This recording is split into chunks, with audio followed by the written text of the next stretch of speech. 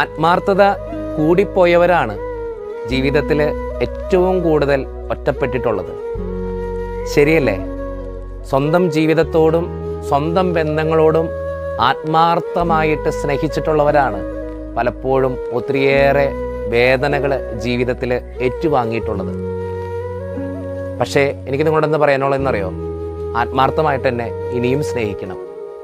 ദൈവം നിങ്ങളുടെ കൂടെയുണ്ട്.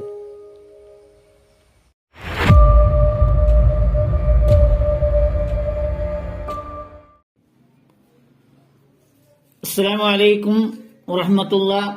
നമസ്കാരം. സർവ മതസ്ഥരോടും നമുക്ക് ഇനി വരാനുള്ളത് ഈ മാസത്തിൽ അത് ക്രിസ്മസ് ആണ്. പിന്നെ അതിന്റെ ശേഷം ന്യൂ ഇയർ ആണ്, പുതുവർഷമാണ്. ക്രിസ്മസ് എന്നുള്ളത് അത് ഒരു സമുദായം ക്രിസ്ത്യൻ മതത്തിൽപ്പെട്ടവർ ആണെങ്കിലും അവരോട് കൂടെ നമ്മൾ സൗഹാർദ്ദത്തിന് വേണ്ടി സഹകരിച്ച് അവർ ചെയ്യുന്ന ഈ ആഘോഷത്തിൽ കഴിവിന്റെ പരമാവധി ഐക്യത്തോടെ നമ്മൾ പങ്കുചേരണം, ആഘോഷിക്കണം. അതിലൊരു തെറ്റുമില്ല. ഇത്തരം കാര്യങ്ങൾ വരുമ്പോഴാണ് ഓരോരുത്തരുടെ മനസ്സിന്റെ അകത്തുള്ള വിഷം പുറത്തു വരുന്നത്. ഇവിടെ ഒരു അച്ഛനാണെന്ന് സംശയിക്കപ്പെടുന്ന ഒരാളുടെ വോയിസാണ് നിങ്ങൾ കേൾക്കുന്നത്. ഇന്നലെ എൻ്റെ ഇടവകയിൽ ഒരു സംഭവം ഉണ്ടായേ. നമ്മുടെ യുവജനങ്ങൾ, നമ്മുടെ അടുത്ത പള്ളിയിലെ യുവജനങ്ങൾ അവർക്ക് ഫണ്ട് കളക്ഷൻ വേണ്ടി കേക്കുകൾ സപ്ലൈ ചെയ്യാനായിട്ട് അവർ തീരുമാനിച്ചു. അപ്പോൾ അവർ ഇന്നലെ സാമ്പിളൊക്കെ ആയിട്ട് വന്നു. പെട്ടെന്ന് ഞാനവിടെ മാറിയിരുന്നു, ഒന്നും മിണ്ടാനൊന്നും പോയില്ല അവിടെ. പക്ഷെ എനിക്ക് പെട്ടെന്ന് തോന്നി, നമ്മളിത് മിണ്ടാതിരിക്കേണ്ട, നമ്മൾ ചോദിക്കാമല്ലോ, ഇത് ആരുണ്ടാക്കുന്നതൊക്കെ ചോദിക്കാമല്ലോ.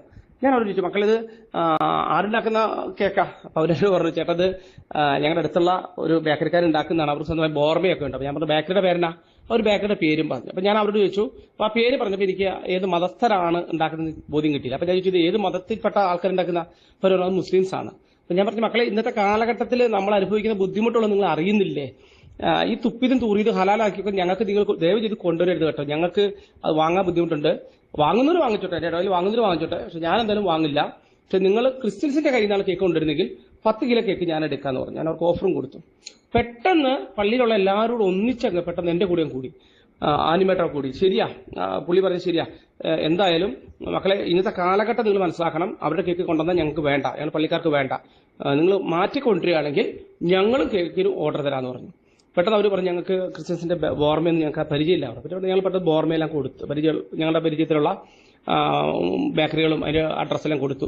അവർക്ക് പറഞ്ഞിരിക്കുന്ന ഓഫറുകളോ ഉള്ള ചേർന്നുള്ള ഓഫറുകളൊക്കെ കിട്ടാവുന്ന ഇത് കൊടുത്തു. എനിവേ ഞാനത് പറഞ്ഞത്, നമ്മൾ മിണ്ടാതിരിക്കരുത്, നമ്മൾ പറയേണ്ടത് പറഞ്ഞുകൊണ്ടേയിരിക്കണം, സംസാരിച്ചുകൊണ്ടേയിരിക്കണം, ചോദിക്കേണ്ടത് ചോദിച്ചുകൊണ്ടേയിരിക്കണം. അപ്പം ഞാൻ അങ്ങനെ പറഞ്ഞതുകൊണ്ട് ആ കുഞ്ഞുങ്ങൾക്കൊരു ബോധ്യം കിട്ടും.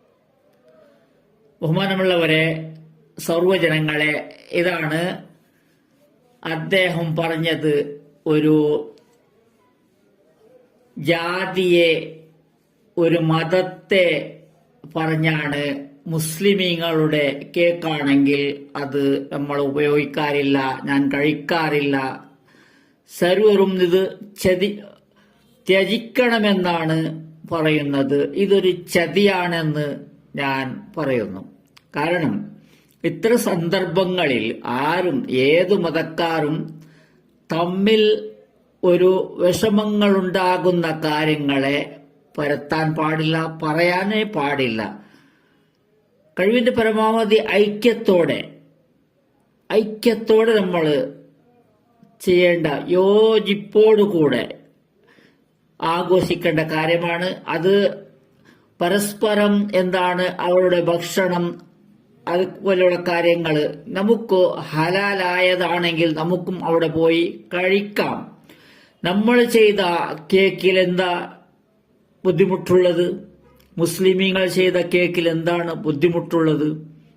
അദ്ദേഹം പറഞ്ഞത് വളരെ വേദനാകാര്യമാണ്. തുപ്പിയതും തൂറിയതും എല്ലാം ഇട്ടുതരുന്ന ഒരു വർഗമാണ് എന്നുള്ള ഒരു രീതിയിലാണ് അദ്ദേഹം പറഞ്ഞത്. വളരെ വിഷമമായി. ആരും ഇവിടെ തുപ്പിയതും തൂറിയതും ആരും തരുന്നില്ല. അത് പിന്നെ നിങ്ങൾ തുപ്പിയത് എന്ന് പ്രചരിപ്പിച്ചത് അതൊരു മതത്തിന്റെ ഒരു രീതിയാണ്.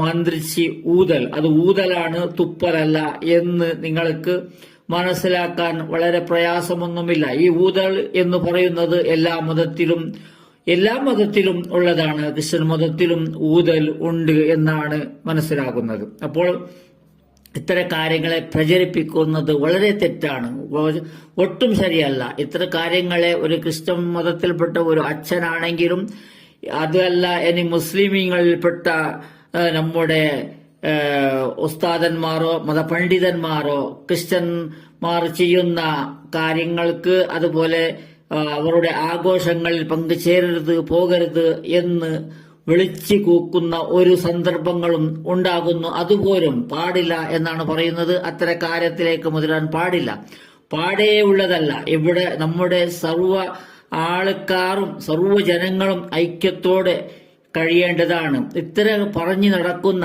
അല്ലറ ചില്ലറ ജനങ്ങളാണ്. ഓരോ മതത്തിലും ചില്ലറ ആൾക്കാരാണ്, ഒരു ചെറിയൊരു ശതമാനം ആൾക്കാരാണ് ഇത്തരം പരത്താനും അസമാധാനമുണ്ടാക്കാനും അവർ ശ്രമിക്കുന്നത്. അതുകൊണ്ട് നല്ല രീതിയിൽ ചിന്തിച്ച് പ്രവർത്തിക്കണം. ഇത്തരം ആൾക്കാർ പറയുന്നത് കേട്ടാൽ നിങ്ങൾ തന്നെ, നമ്മളെല്ലാവരും ഐക്യത്തോടെയാണുള്ളത്. ക്രിസ്ത്യന്മാരാണെങ്കിലും ഹിന്ദുക്കളും മുസ്ലിമീങ്ങളും എല്ലാം അതിൽ ഒരു ചെറിയൊരു ശതമാനം എല്ലാത്തിലും ഉള്ളതാണ്, ഞാൻ സമ്മതിക്കുന്നു. എല്ലാത്തിലും ഉണ്ടെന്ന് പറഞ്ഞ് അവർ പറഞ്ഞത് കേട്ട് നമ്മൾ ഒന്നും ചെയ്യേണ്ടതില്ല. കാരണം അവർ ചെറിയൊരു സംഖ്യ, അതിന് മാത്രം ഉള്ളതായിരിക്കുന്ന ജനങ്ങളെ സമാധാനം കെടുത്താനുള്ള കുറച്ച് ആൾക്കാരുണ്ടെങ്കിലും അത് നമ്മൾ അതിനെ കണക്കിൽ എടുക്കാതെ സൗഹാർദ്ദത്തോടെയാണ് ഈ കാര്യങ്ങൾ നമ്മുടെ ഏത് ആഘോഷമാണെങ്കിലും നമ്മൾ ചെയ്യേണ്ടത്. അവരുടെ നല്ല കാര്യങ്ങളിൽ നമ്മൾ പരസ്പരം ചേരുന്നതിൽ യാതൊരു തെറ്റുമില്ല. അതാണ് അവരുടെ മതസംബന്ധമായി ചെയ്യുന്ന ആരാധനകൾ മാത്രമേ പരസ്പരം മുസ്ലിമീങ്ങൾ തന്നെയാണ് ചെയ്യേണ്ടത്, ക്രിസ്ത്യന്മാർ ചെയ്യേണ്ടതില്ല. ക്രിസ്ത്യന്മാർ ചെയ്യേണ്ടത് മുസ്ലിമീങ്ങൾ ചെയ്യേണ്ടതില്ല. അത് മത